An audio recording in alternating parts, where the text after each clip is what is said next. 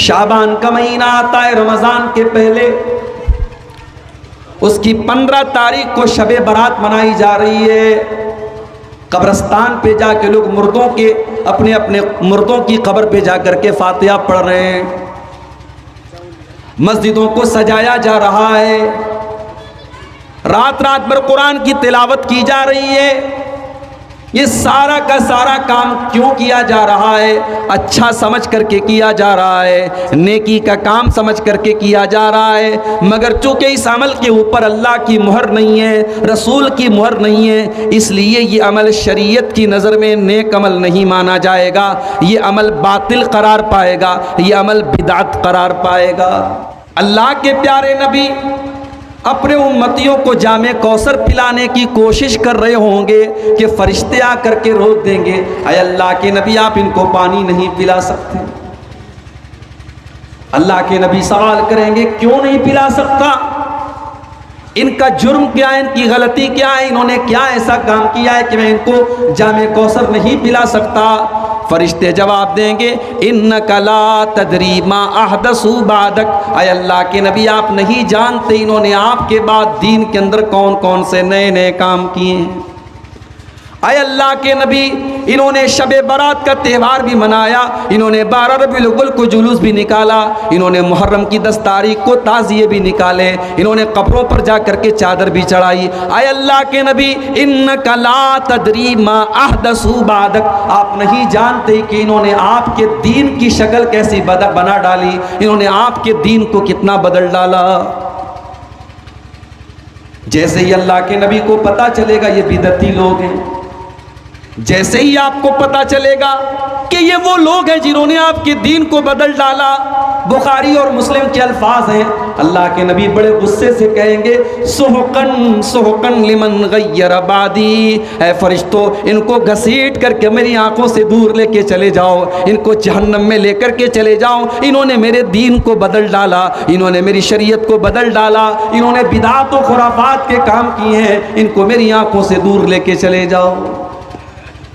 तो बिदात करने वाला और दीन के अंदर नया नया काम निकालने वाला अगर ये कहता है कि हम नबी का दामन पकड़ लेंगे और सरकार का दामन पकड़ लेंगे, तो वो या कान खोल करके सुन ले वो कि क़यामत के दिन उसको नबी का दामन नसीब नहीं। एक बात और बताऊं, मुशरिक के लिए क़यामत के दिन अल्लाह के नबी शफाअत भी नहीं करेंगे। अल्लाह के नबी शफाअत करेंगे अपनी उम्मत के लिए, मगर आपकी उम्मत में भी अगर कोई मुशरिक होगा, कोई शिर्क करने वाला होगा, कोई अल्लाह के अलावा किसी और के आगे हाथ फैलाने वाला और किसी और के आगे सर झुकाने वाला होगा, अल्लाह के नबी उसके लिए शफाअत नहीं करेंगे। आप पूछेंगे इसकी दलील क्या है? आइए दलील आपको दे देता हूं। बुखारी की रिवायत है, मुस्लिम की रिवायत है।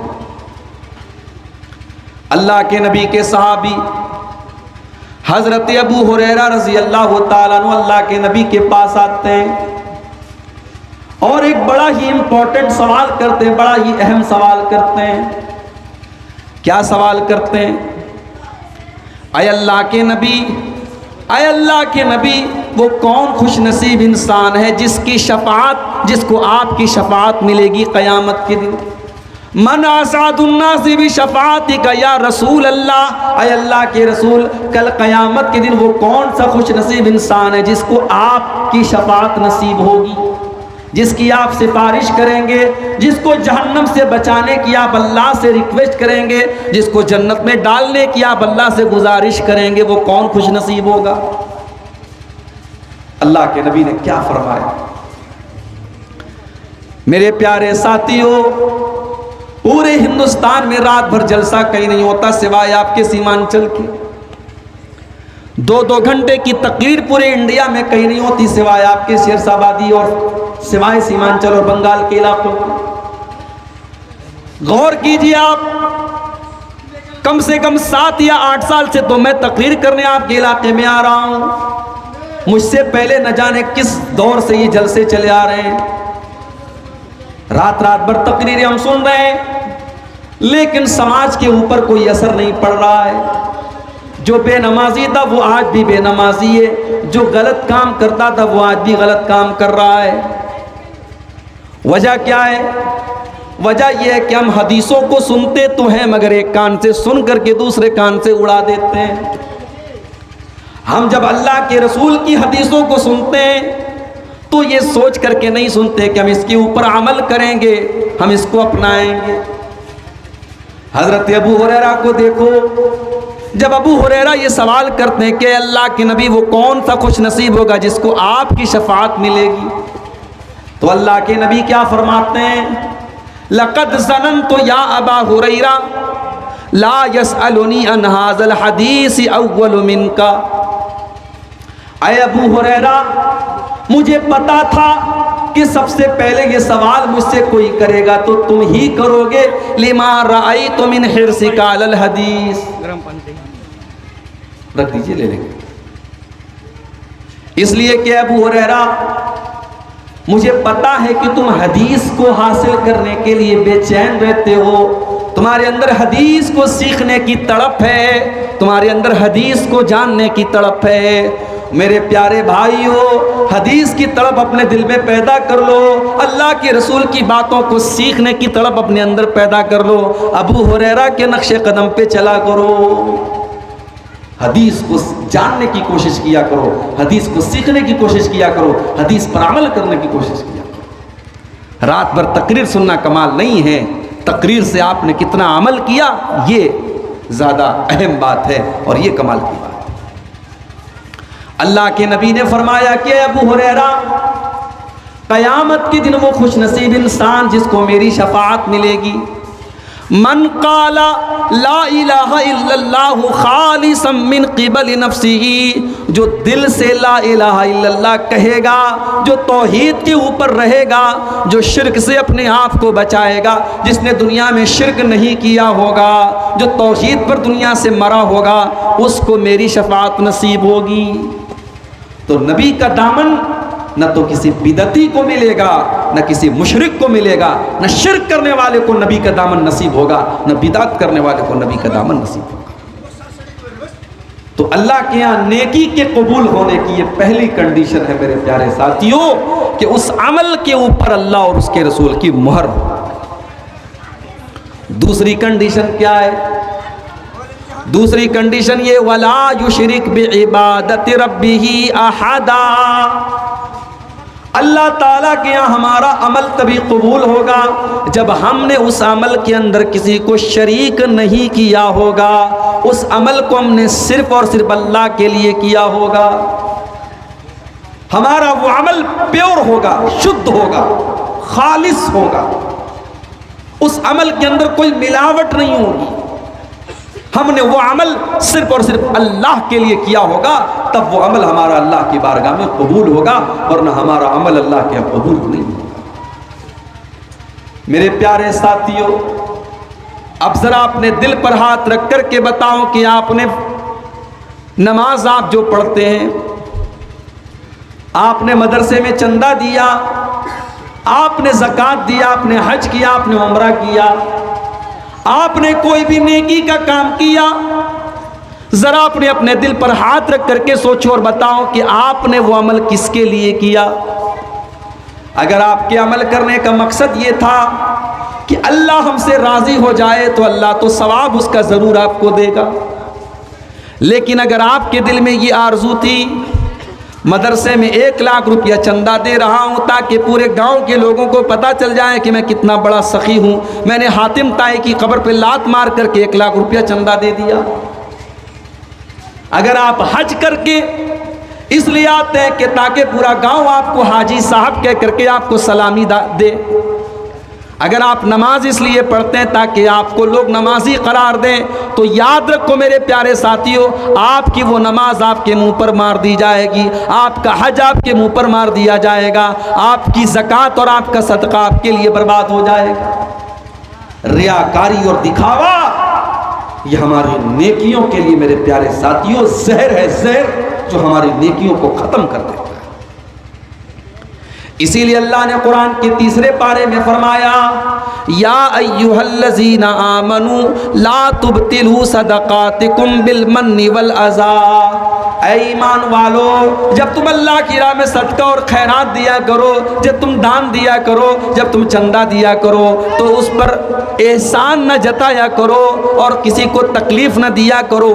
अगर ऐसा करोगे तो तुम्हारा सदका बर्बाद हो जाएगा। कल्लज़ी युनफ़िक़ु मालहु रियाअन नास, ऐ ईमान वालो, तुम उनकी तरह न हो जाना जो सदका तो करते लेकिन लोगों को दिखाने के लिए करते हैं, जो मुनाफिकों का तरीक़ा है, जो काफिरों का तरीक़ा है। ऐ मुसलमानों, तुम वो तरीक़ा मत अपनाना। रियाकारी और दिखावा ये काफिरों का तरीक़ा है, ये मुनाफिकों का तरीक़ा है। मोमिन नमाज पढ़ता है तो ये सोच करके पढ़ता है कि ये मेरी जिंदगी की आखिरी नमाज है। जब मोमिन नमाज पढ़ता है तो दिल उसका नमाज की तरफ लगा रहता है, दिमाग उसका नमाज की तरफ लगा रहता है। और जब मुनाफिक नमाज पढ़ता है तो कुरान करीम में अल्लाह बयान करता है, वइज़ा क़ामू इलस्सलाति क़ामू कुसाला। जब ये मुनाफिक लोग नमाज पढ़ने के लिए आते हैं, बड़ी सुस्ती के साथ, बड़ी काहिली के साथ आते हैं। युराऊन अन्नास, ये लोगों को दिखाने का काम करते हैं। ये अल्लाह के लिए नमाज नहीं पढ़ते, ये लोगों को दिखाने के लिए नमाज पढ़ते हैं। वला यज़्कुरून अल्लाह इल्ला क़लीला, और ये बहुत कम अल्लाह को याद करते हैं, ये बहुत थोड़ा सा अल्लाह को याद करते हैं। रियाकारी करना ये काफिरों की निशानी है, ये मुनाफिकों की निशानी है। और अब मैं जो हदीस आपको सुनाने जा रहा हूं, ये वो हदीस है जिसको बयान करने के पहले हजरत अबू हुरैरा रज़ी अल्लाह ताला अन्हु बेहोश हो जाते हैं। हदीस को बयान करने के पहले हजरत अबू हुरैरा बेहोश हो जाते हैं। होश में आते हैं, लोग सवाल करते हैं कि अबू हुरैरा, आप हमको अल्लाह के रसूल की कोई हदीस सुनाने जा रहे थे। अबू हुरैरा कहते कि हाँ, मैं तुमको हदीस सुनाने जा रहा हूँ। मैंने अल्लाह के प्यारे नबी को ये फरमाते हुए सुना है। और इतना कहने के बाद अबू हुरैरा दोबारा बेहोश हो जाते हैं।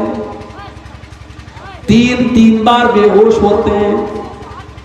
फिर जब तीसरी मर्तबा होश में आते हैं तो कहते हैं कि वो लोगों, मैंने अल्लाह के नबी से को ये फरमाते हुए सुना है, इन्ना अव्वलन नास युक़ज़ा यौमल क़ियामति सलासतुन, क़यामत के दिन सबसे पहले 3 लोगों का फैसला किया जाएगा। सबसे पहले 3 लोगों का फैसला किया जाएगा। नंबर 1, रजुलुन उस्तुशिद फी सबीलिल्लाह। पहले नंबर पर वो इंसान होगा जो अल्लाह की राह में शहीद हुआ था, जो अल्लाह की राह में जिहाद करते हुए, जंग करते हुए, लड़ाई करते हुए अल्लाह की राह में शहीद हो गया था। उसको अल्लाह के सामने लाया जाएगा। अल्लाह पूछेगा, मेरे बंदे, मैंने तुझको ताकतवर बनाया था, तुझे लड़ने के लायक बनाया था, तेरे जिस्म को मजबूत बनाया था, तूने क्या किया? बंदा कहेगा, कातलतु फीका हत्तस्तुशहिदतु, आय अल्लाह, मैं तेरे रास्ते में लड़ता रहा, मैं क़िताल करता रहा, मैं जंग करता रहा, तेरे दुश्मनों को मारता रहा, हत्तस्तुशहिदतु, यहाँ तक कि मैं शहीद हो गया। अल्लाह फरमाएगा, तू झूठ बोल रहा, तो इसलिए नहीं लड़ रहा था कि मुझे राजी करने वाला था, अल्लाह को राजी करने वाला था। तू तो इसलिए लड़ रहा था ताकि दुनिया वाले कहे कि तू बहुत बड़ा वीर था, बहुत बहादुर था, तेरी वीरता के, तेरे बहादुरी के, तेरी शुजाअत के चर्चे हों, इसलिए तू लड़ता था और जंग करता था। तो तुझे जो चाहिए था वो तो तुझे मिल गया। और उसके बाद अल्लाह ताला हुक्म देगा और चेहरे के बल घसीट करके उसको जहन्नम में डाल दिया जाएगा। उसके बाद दूसरे आदमी को लाया जाएगा। ये बहुत बड़ा आलिम होगा, ये कुरान का आलिम होगा और कुरान का टीचर होगा।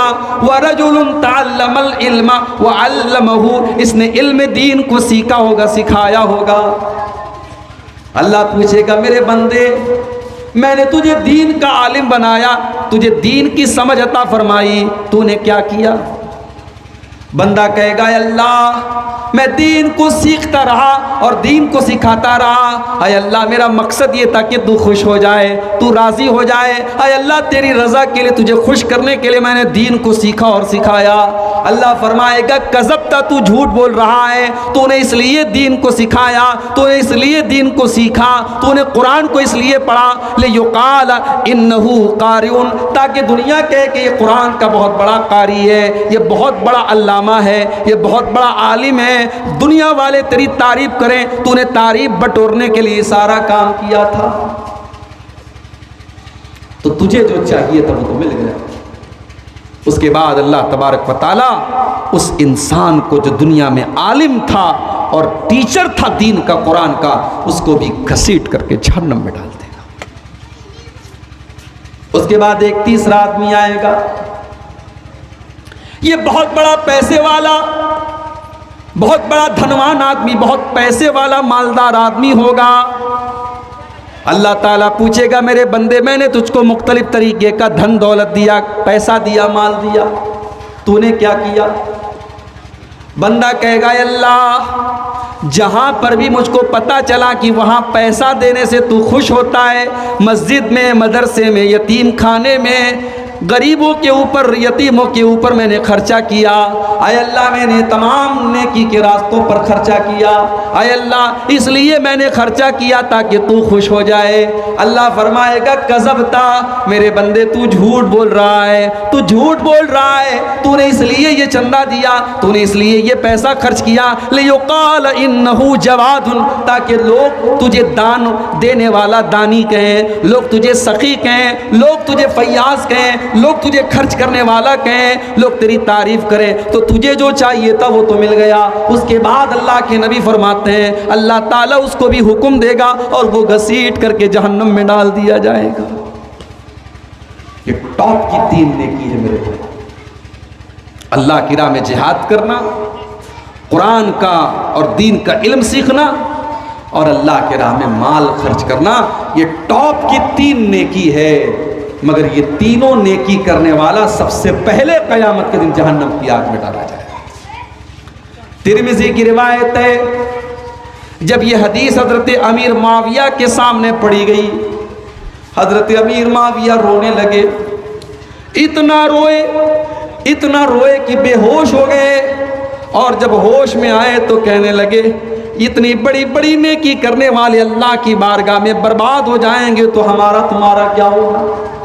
उसके बाद हजरत मुआविया ने सूरह हूद की वो 2 आयतें पढ़ी। कौन सी 2 आयतें? अल्लाह ने फरमाया मन कान युरीदुल हयातद दुनिया व ज़ीनतहा नुवफ़्फ़ी इलैहिम आमालहुम फ़ीहा व हुम फ़ीहा ला युबख़सून। जो दुनिया में नेक अमल करेगा, अच्छा अमल करेगा, लेकिन अल्लाह को खुश करने के लिए नहीं करेगा, बल्कि दुनिया कमाने के लिए करेगा, दुनिया वालों की तारीफ बटोरने के लिए करेगा, हम उसकी नेकी का बदला उसको दुनिया में दे देंगे, हम दुनिया में कोई कमी नहीं करेंगे। उलाइकल्लज़ीना हबितत आमालुहुम, यही वो लोग होंगे जिनकी नेकियां बर्बाद हो जाएंगी और उनको आखिरत में उनको कुछ मिलने वाला नहीं है। आखिरत में कुछ नहीं मिलेगा मेरे भाई। अगर आपकी नीयत सही नहीं है, आपके दिल में इखलास नहीं है। शेरशाबादी बिरादरी में खाने में मसाला बहुत डाला जाता है, डालते कि नहीं डालते? गलत नहीं बोल रहा हूं ना? झोल बहुत डालते, झोल। अच्छा, खाने में आपने मसाला बहुत डाल दिया लेकिन नमक नहीं डाला। बहुत अच्छा आपने देसी मुर्गा बनाया, मौलाना साहब के सामने रखा, मौलाना साहब खाइए, मौलाना साहब खाने लगे, यार नमक ही नहीं है इसमें। अब सारी चीज़ें आपने डाल दी, नमक नहीं डाला, तो वो मज़ा निकल जाएगा खाने का।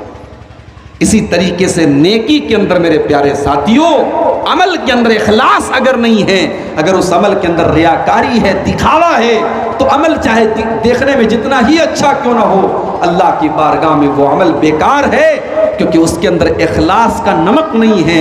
जब तक इखलास नहीं होगा, हम अल्लाह के लिए वो नेक अमल नहीं करेंगे, तब तक हमारे अमल की अल्लाह के कोई वैल्यू नहीं।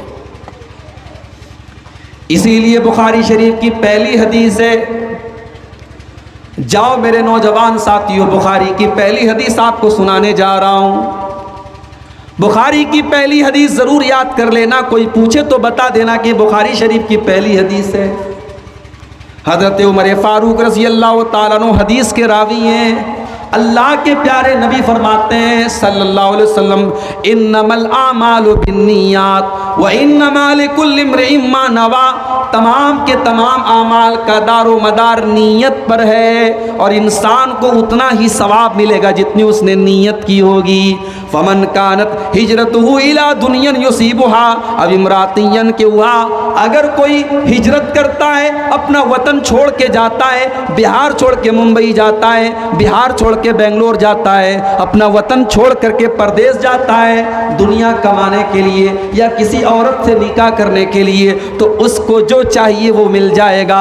वमन कानत हिजरतुहु इलल्लाहि व रसूलिही फहिजरतुहु इलल्लाहि व रसूलिही, और जो अल्लाह के लिए अपना वतन छोड़ता है, जो रसूल के लिए अपना वतन छोड़ता है, जो अल्लाह और उसके रसूल के लिए हिजरत करता है, उसको हिजरत का सवाब मिलेगा।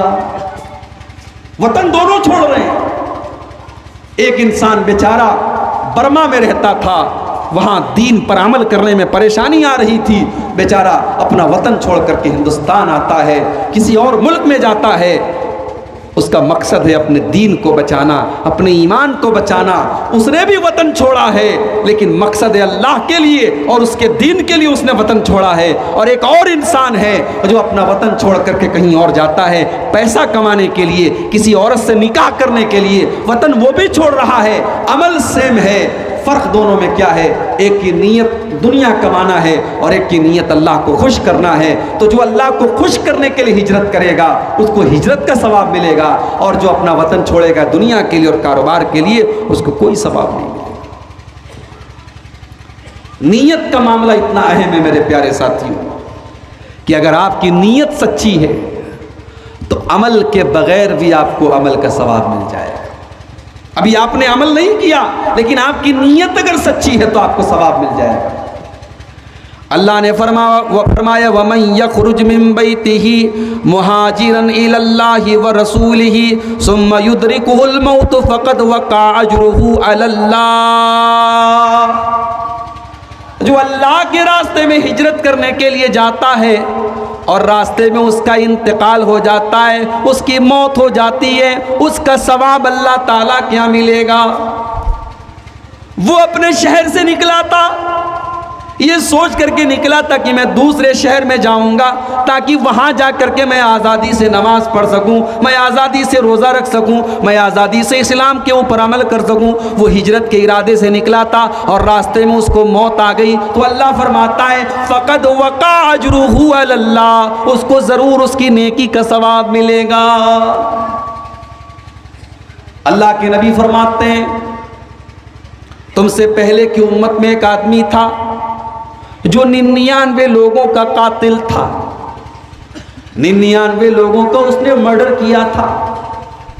उसके दिल में तौबा का ख्याल आया, उसने पता लगाया कि क्या मैं तौबा कर सकता हूं। किसी ने कहा कि फला आदमी के पास चले जाओ, वो अल्लाह का बहुत नेक बंदा है, उसके पास जाकर के तुम अपना मसला उससे पूछो, वो जरूर तुमको रास्ता बताएगा। वो पहुंचा। अब ये साहब जो थे ये आलिम नहीं थे, राहिब थे। ये बहुत नेक तो थे लेकिन आलिम नहीं थे। एक बात याद रखो, आलिम का काम आलिम ही को करना चाहिए, आलिम की जगह किसी और को मत दो। इस बार सीमांचल के जलसों में कई जगह मैंने देखा शायरों को बुलाया जा रहा है। मऊ से शायर आ रहे हैं, प्रतापगढ़ से शायर आ रहे हैं, लखनऊ से शायर आ रहे हैं। क्यों आ रहे हैं भाई? आप जलसा करा रहे हैं कि मुशायरा करा रहे हैं? हर तकरीर के पहले झूम झूम करके नात पढ़ रहा है वो शायर, और कई जगह मैंने देखा कि ऐसी ऐसी नात पढ़ रहा है जिसमें साफ साफ अल्लाह के नबी की शान में गुलू किया जा रहा है और अल्लाह के नबी को अल्लाह के मकाम तक पहुंचाया जा रहा है। जलसे में बड़े बड़े उलमा बैठे हैं, कोई बोलने वाला नहीं। ये बहुत बड़ी कमी है मेरे भाइयों हमारे अंदर। अभी हम शायरों को बुला रहे हैं, कल कोई नौटंकीबाज आएगा, कोई ड्रामेबाज आएगा, कोई चुटकुले सुनाने वाला आएगा, फिर पब्लिक कहेगी कि किसी नाचने वाले को बुला दो, किसी गाने वाले को बुला दो, बस पब्लिक की हर डिमांड हम पूरी करते चले जाएं। ऐसा नहीं होना चाहिए मेरे भाई। बंगाल के अंदर अभी मैं गया, पैंट कोट पहन करके टाई लगा करके एक इंसान आता है,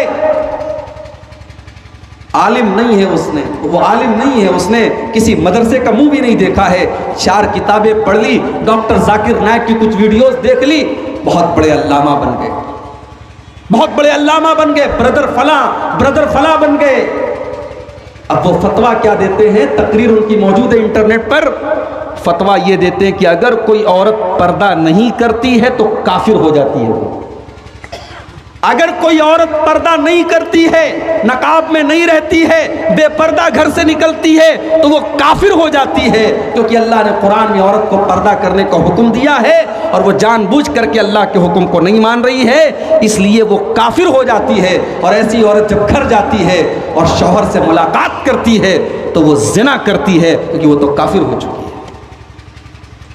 वीडियो मौजूद है इंटरनेट के ऊपर। मैं बंगाल में गया, एक साहब मुझे बताने लगे, तो मैंने कहा कि बोया पेड़ बबूल का तो आम कहां से आए।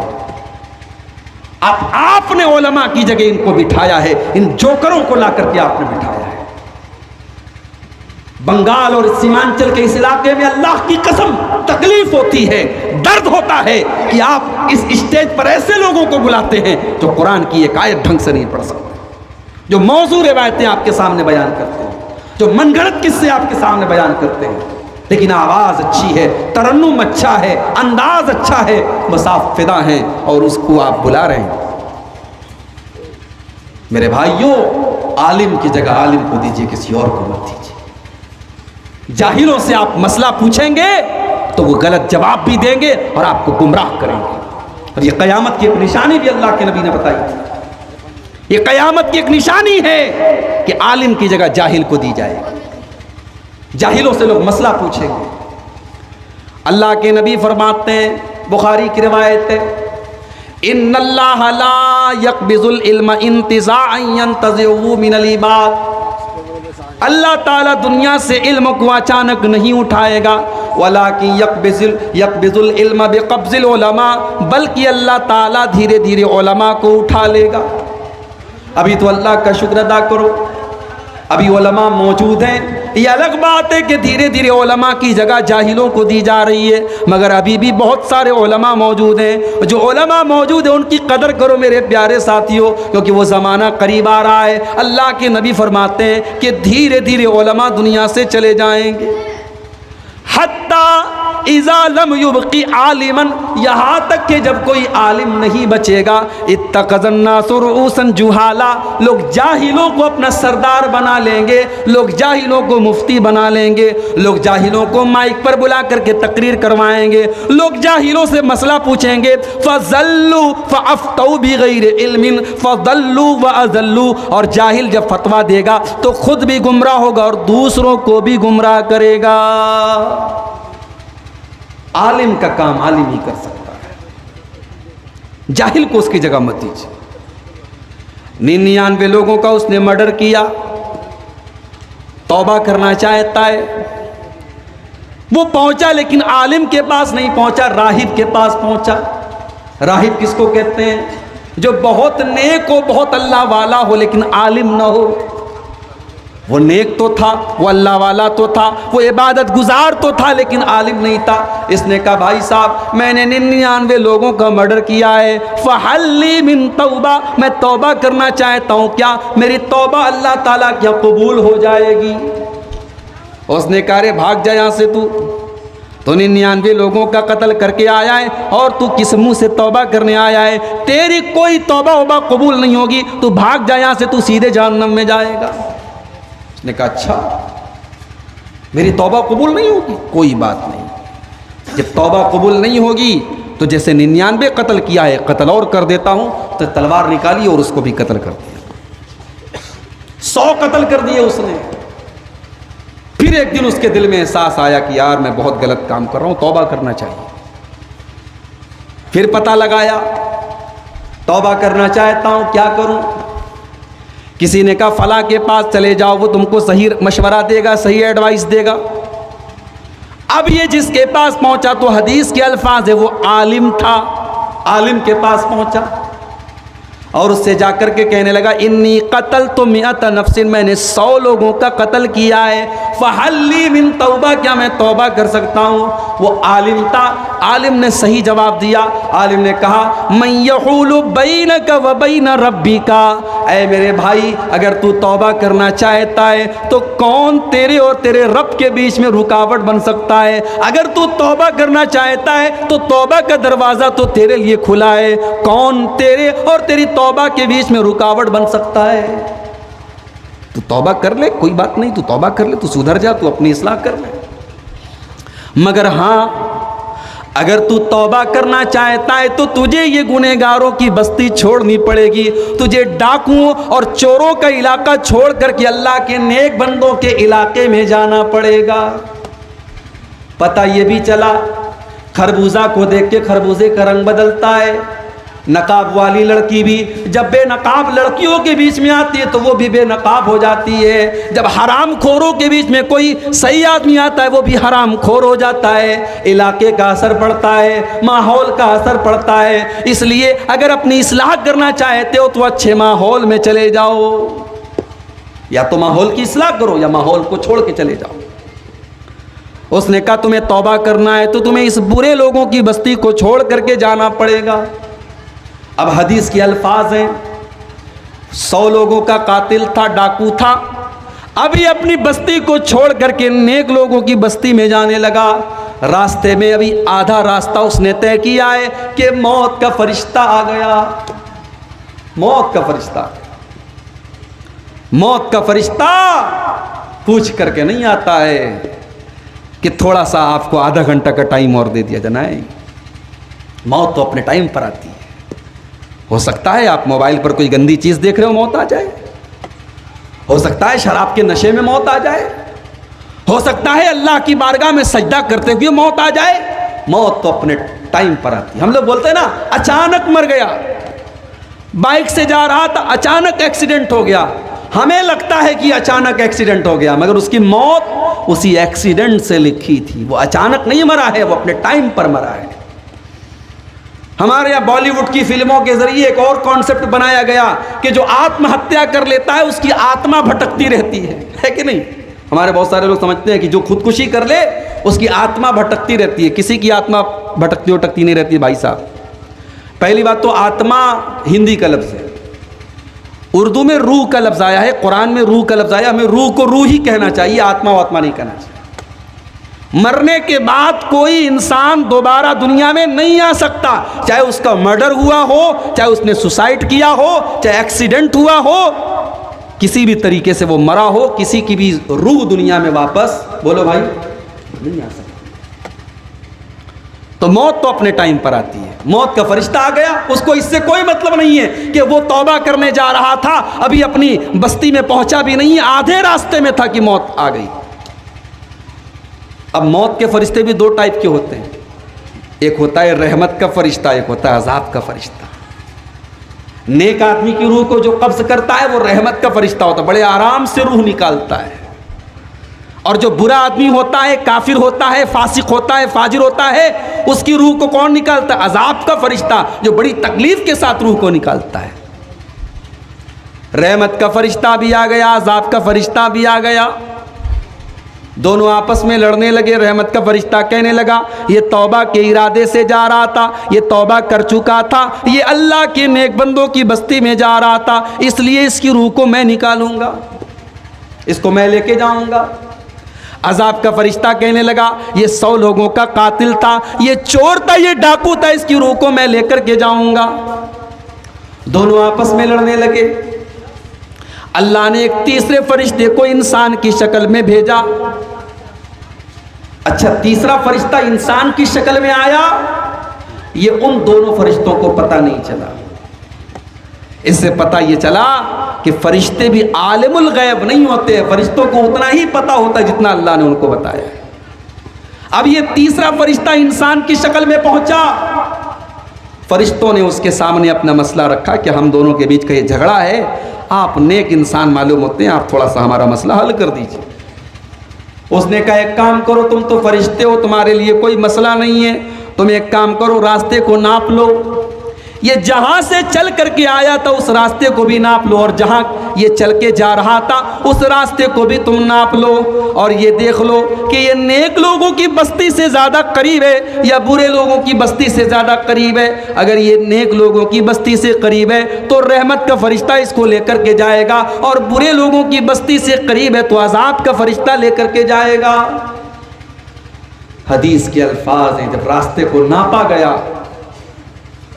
इसको क्या बोलते हैं आपके ये जो लंबाई होती है, क्या बोलते, बित्ता बोलते हैं ना, एक बित्ता, हमारे अभी बित्ता ही बोलते हैं, मैं बोलने वाला था बित्ता, इसको उर्दू में बालिश्त बोलते हैं, बालिश्त, एक पंजे की जो फासला होता है, इसको अरबी में कहते हैं शिब्र। अल्लाह के नबी फरमाते हैं कि जब रास्ते को नापा गया तो उस इंसान की जो लाश थी वो नेक लोगों की बस्ती से एक बित्ता ज्यादा करीब थी। अल्लाह, अल्लाह ने बचा लिया उसको। क्यों बचा लिया मेरे भाई?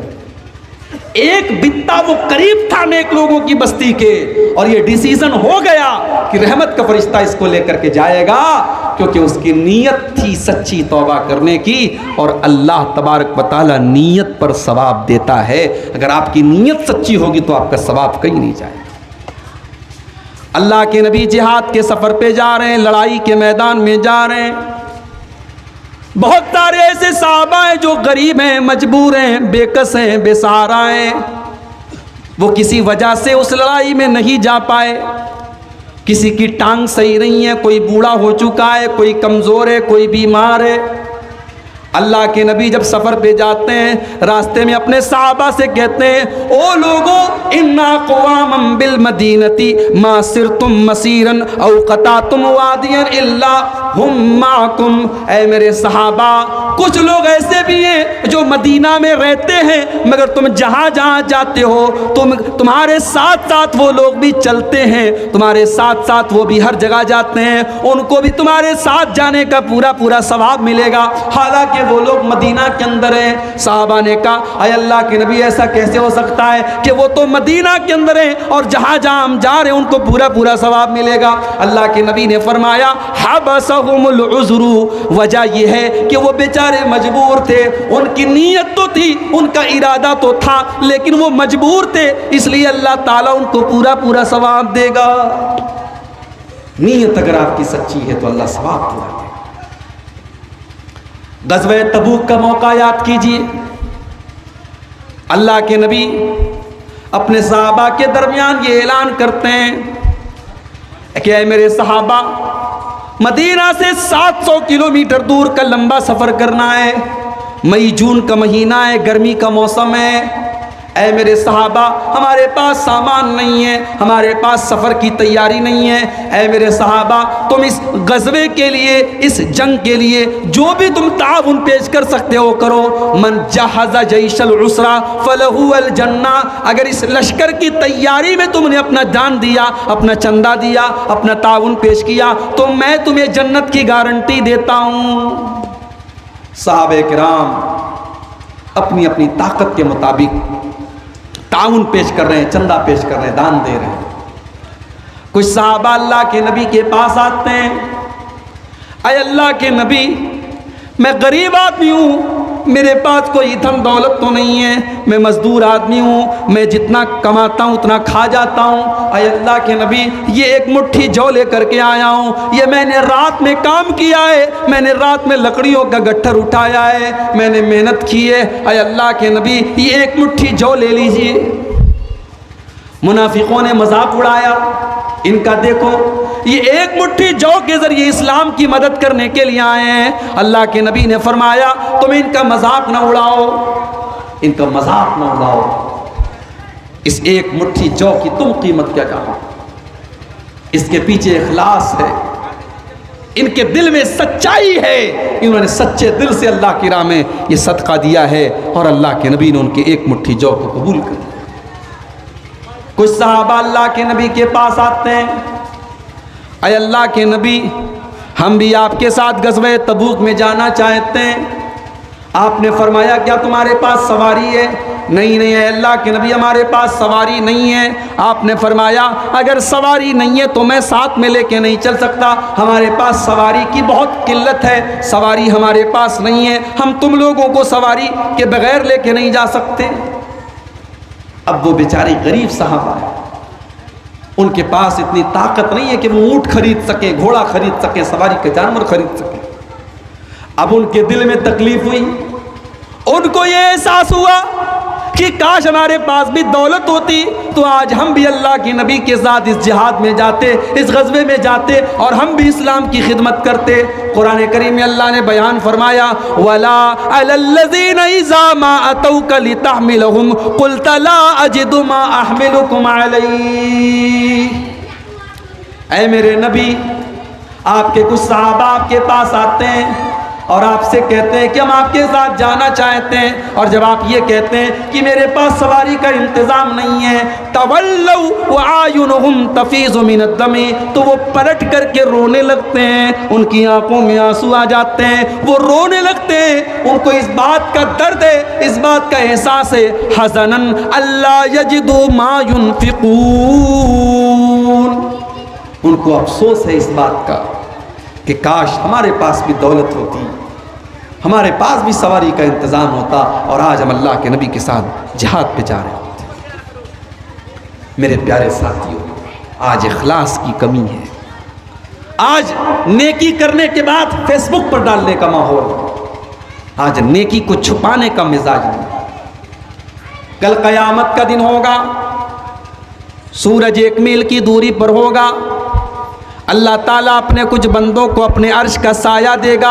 उन खुशनसीब बंदों में एक बंदा वो भी होगा, व रजुलुन तसद्दक़ बिसदक़तिन फ़अख़फ़ाहा हत्ता ला तअलम शिमालुहु मा तुनफ़िक़ु यमीनुहु।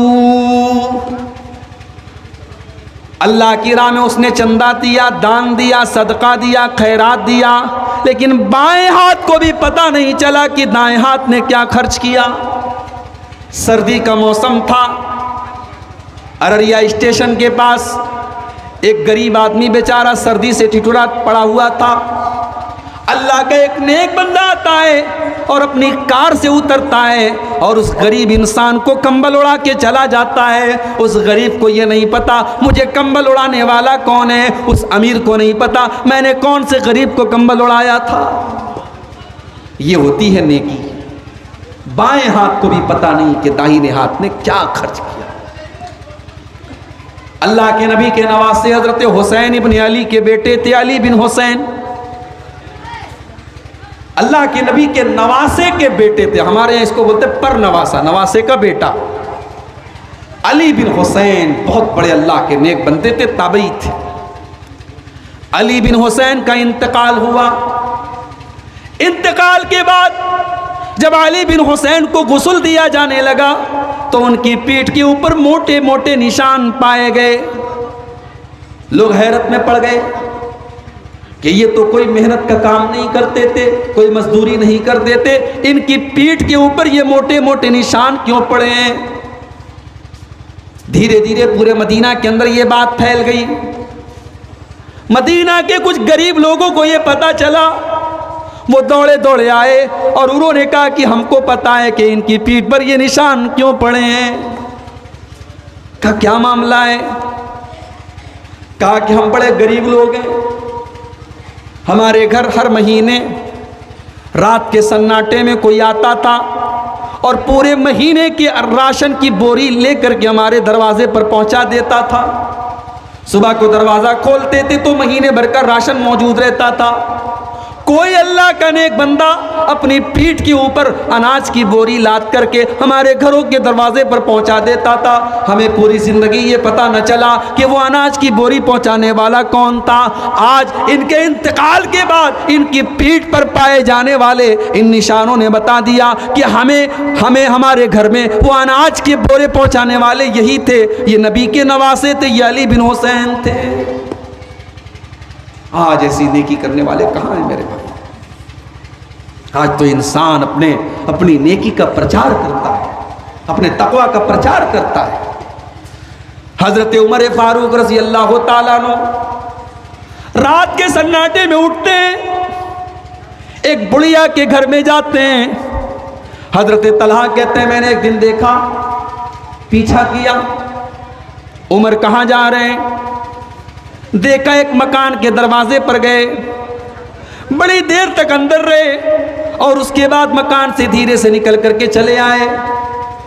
सुबह हुई, मैं मकान पे गया, दरवाज़ा खटखटाया, एक बूढ़ी औरत ने दरवाज़ा खोला।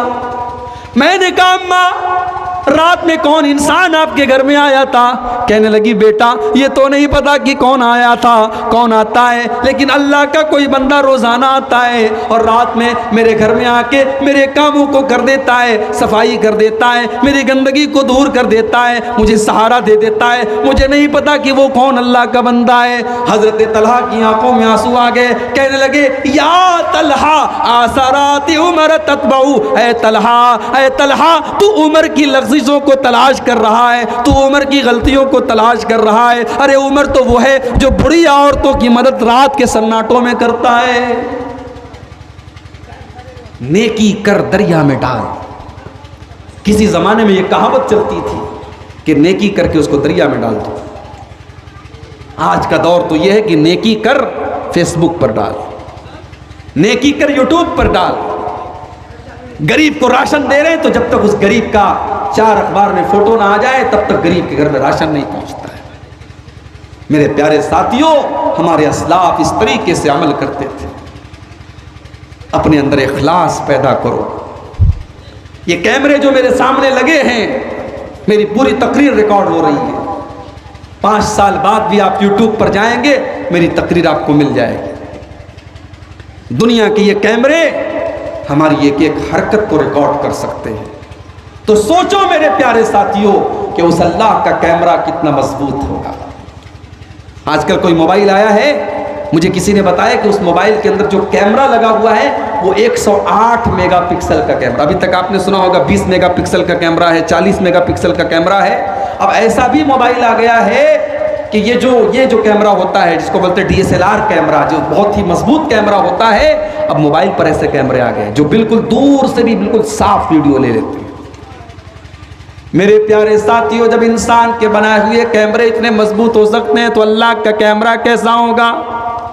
अल्लाह का कैमरा तो हमारी एक एक चीज़ को रिकॉर्ड कर रहा है। व इन्ना अलैकुम लहाफिज़ीना किरामन कातिबीना यालमूना मा तफ़अलून।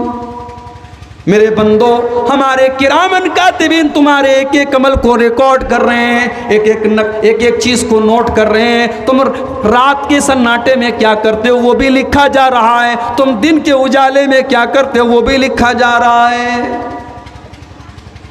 औरत के पेट में बच्चा है, अल्ट्रासाउंड कराया जाता है। अल्ट्रासाउंड की रिपोर्ट ये बता देती है कि बच्चा कितना बड़ा है माँ के पेट में। ऐसी भी मशीनें हैं कि जो एक खास टाइम के बाद ये बता देती हैं कि माँ के पेट में लड़का है या लड़की है। मगर जानते हो अल्लाह ताला को किसी कैमरे की ज़रूरत नहीं है, अल्लाह ताला को किसी अल्ट्रासाउंड की ज़रूरत नहीं है। अल्लाहु यालमु मा तहमिलु कुल्लु उन्सा, अल्लाह ताला को अच्छी तरीके से पता है कि औरत के पेट में क्या है। वमा तगीज़ुल अरहाम वमा तज़दाद, और माँ के पेट में जो बच्चा है वो बढ़ रहा है या घट रहा है, वो कितनी सांस ले रहा है, उसकी ऑक्सीजन कितनी है, उसको ग़िज़ा कैसे मिलेगी, ये अल्लाह को अच्छी तरीके से पता है। दुनिया वालों, तुमने जिसको गरीब नवाज कह दिया, तुमने जिसको गौसे आज़म कह दिया, शेख अब्दुल कादिर जिलानी को तुमने गौसे आज़म बना दिया, तुमने ख्वाजा मोइनुद्दीन चिश्ती अजमेरी को गरीब नवाज बना दिया। ये लोग भी तो अपनी माँ के पेट में रहे होंगे। इनकी माँ के पेट में इनका गरीब नवाज कौन था, इनका दाता कौन था, इनका गौसे आज़म कौन था? जिसने इनकी माँ के पेट में इनको रिस्क पहुँचाया है वही तुमको भी रिस्क पहुँचाएगा। ये कितना बड़ा जुल्म है कि तुमने अल्लाह को छोड़ करके इनको गरीब नवाज बना लिया, तुमने इनको गौसे आज़म बना लिया। अल्लाहु यअलमु मा तहमिलु कुल्लु उन्सा, अल्लाह को अच्छी तरीके से पता है कि माँ के पेट में क्या है। वमा तगीज़ुल अरहाम वमा तज़दाद, और माँ के पेट में जो बच्चा है वो घट रहा है या बढ़ रहा है, अल्लाह को अच्छी तरीके से पता है। वकुल्लु शैइन इंदहु बिमिक़दार, अल्लाह ताला को के पास हर चीज़ का एक अंदाज़ा है, हर चीज़ का एक टाइम मुकर्रर है। आलिमुल गैबि व शहादतिल कबीरुल मुतआल, अल्लाह ताला गैब की बातों को भी जानता है और सामने की बातों को भी जानता है। अल्लाह बहुत बड़ा है, अल्लाह बहुत बुलंद है। सवाउम मिनकुम मन असर्रल कौला व मन जहर बिही व मन हुवा मुस्तख्फिम बिल्लैलि व सारिबुम बिन्नहार। हम जोर से कोई बात कहते हैं, अल्लाह उसको भी सुन लेता है। हम चुपके से कोई बात कहते, अल्लाह उसको भी सुन लेता है। अल्लाह के नबी अपने घर में बैठे हुए हैं, एक औरत आती है, दरवाज़ा खटखटाती है। अल्लाह के नबी दरवाज़ा खोलते हैं। क्या बात है? अय अल्लाह के नबी, मेरा नाम खौला बिनते सालबा है, मेरे शौहर का नाम उबादा बिन सामित है। अय अल्लाह के नबी, मेरे कई बच्चे हैं, मैं अधेड़ हो चुकी हूँ। आए अल्लाह के नबी, मेरे शौहर ने गुस्से में एक दिन मुझसे ये कह दिया, अंते कज़ार उम्मी अलई, कि तू मेरे लिए वैसी है जैसे मेरी माँ की पीठ है। आए अल्लाह के नबी, मैं बड़े बड़े साहबा के पास गई, सब कह रहे हैं कि तू अपने शौहर के लिए हराम हो चुकी है, तलाक हो गया, अब तू अपने शौहर के साथ नहीं रह सकती। अय अल्लाह के नबी, मेरी जवानी ख़त्म हो गई, इन बच्चों को लेकर के मैं इस उम्र में कहाँ जाऊंगी। अय अल्लाह के नबी, कोई मसला, इस मसले का कोई हल बता दीजिए। अल्लाह के नबी ने फरमाया, कोई हल नहीं है, जाओ तुम यहाँ से। तुम्हारे शौहर ने तुमसे ज़िहार कर लिया, जाओ यहाँ से। अब तुम अपने शौहर के साथ नहीं रह सकती, तलाक हो गया, हराम हो गई तुम अपने शौहर के लिए। ऐसा मत कहिए अल्लाह के नबी, मैं कहाँ जाऊंगी? मेरे मायके में भी कोई मेरी देखभाल करने वाला नहीं, मैं इन बच्चों को लेकर के कहाँ जाऊंगी? कोई तो हल होगा, कोई तो रास्ता होगा। अल्लाह के नबी कहते हैं चली जाओ यहाँ से। वो औरत कहती है कोई रास्ता निकाल दीजिए। वो औरत अल्लाह के नबी से झगड़ा कर रही थी, बहस कर रही थी।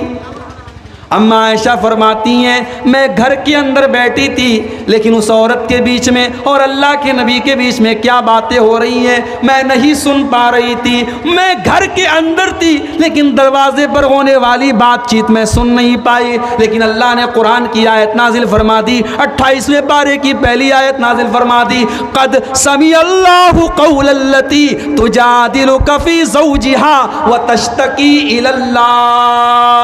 ऐ नबी, अल्लाह ताला ने उस औरत की दुआ को सुन लिया। ऐ नबी, जो आपके घर पे आके आपसे बहस कर रही थी, और अल्लाह ताला ने उस औरत की दुआ को सुन लिया। वल्लाहु यस्मउ तहावुरकुमा, अल्लाह ताला आप दोनों की बातचीत को सुन रहा था। अल्लाह ताला सब कुछ सुनने वाला है और हर चीज़ की खबर रखने वाला है। अम्मा आयशा कहती हैं कि मैं घर के अंदर थी, मैं नहीं सुन सकी, मगर अल्लाह सातों आसमान के ऊपर अपने अर्श पर है। मगर उस औरत की बात को अल्लाह ने सुन लिया और अल्लाह ने कुरान की आयत नाज़िल कर दी। अल्लाह वो है मेरे प्यारे साथियों, उस अल्लाह का डर अपने दिल में हम पैदा कर लें तो शायद ये मसले ही ख़त्म हो जाए, ये सारे मसले ख़त्म हो जाएं, ये बदकारी ख़त्म हो जाए, ये समाज के अंदर से बदुरवानी ख़त्म हो जाए। लेकिन मसला तो ये है कि हमने अल्लाह को पहचाना ही नहीं, हमने अल्लाह की ताकत को जाना ही नहीं। और जानेंगे कैसे? बच्चा छोटा होता है, माँ कहती है चुप, बिल्ली आ जाएगी, चुप, कुत्ता आ जाएगा। माँ डराती है कुत्ते से, बिल्ली से, चूहे से, शेर से, कॉकरोच से। माँ कभी बच्चे से ये नहीं कहती है बेटा झूठ मत बोलना, अल्लाह अजाब देगा, बेटा चोरी नहीं करना, अल्लाह ताला के यहाँ बड़ी सख्त सज़ा मिलेगी, बेटा डरना नहीं, अल्लाह हर जगह, अल्लाह की कुदरत हर जगह है, अल्लाह हर जगह तुमको देख रहा है। हमने अपने बच्चों को ये सब नहीं सिखाया मेरे भाई।